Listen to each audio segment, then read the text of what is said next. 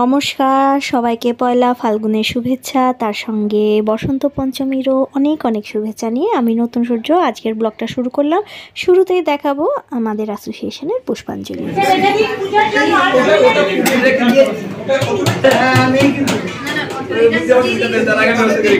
সে তো পদ্মা সোনা দেবী, সে তো পুষ্পে অশোভিতা, সে তম্বর ধরা নিতা, সে তো গঙ্গা নুলে কণা, সে তা খর সূত্র হস্তাচ, সে তো চন্দন চর্চিতা, সে তো বিনা ধরা শুভ্রা, সে তো অলঙ্কার ভূষিতা বন্দিতা, সিদ্ধবন্ধর বই রচিতা, দেবদানবৈ পূজিতা, মুনিভি ঋষিভি প্রিয়তে সদা স্তোত্রে নানেন তাং দেবীং জগদ্ধাত্রীং সরস্বতীং, যে সরন্তি ত্রিসন্ধ্যায়াং সর্বাং বিদ্যাং লবন্তিতে সরস্বতী নমো নিত্যং ভদ্রকাল্যৈ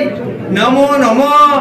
বেদ বেদাঙ্গ বিদ্যাঙ্গ বিদ্যাস্থানে এবচ এসো বিল্লপত্র পুষ্প পুষ্পাঞ্জলি নমো ঐং সরস্বত্যৈ নমঃ।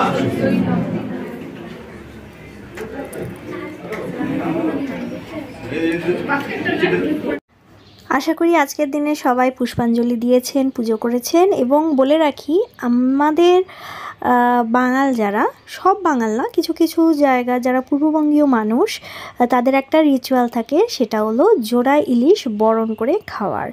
তো প্রতি বছর বরণ করে ঠিক খাই না, কারণ বরণ করার সঠিক নিয়মটা আমি জানি না।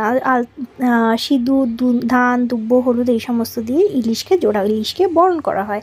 তো আমি তো সেই রকমভাবে পুজো পার্বণ কিছু করি না, কিন্তু জোড়া ইলিশ খাওয়ার কিন্তু যে প্রথাটা আছে সেটা কিন্তু মেনটেন করি। জোড়া ইলিশ না থাকলেও পারতপক্ষে ইলিশ মাছের ঝোল বা ইলিশের কোনো একটা পাকোয়ান আমার ঘরে সরস্বতী পুজোর দিনকে হবেই হবে। নো খিচুড়ি, নো বেগুন ভাজা। জোড়া ইলিশ দেখালে কি হবে, জোড়া ইলিশ তো রান্না করে খেতেও হবে।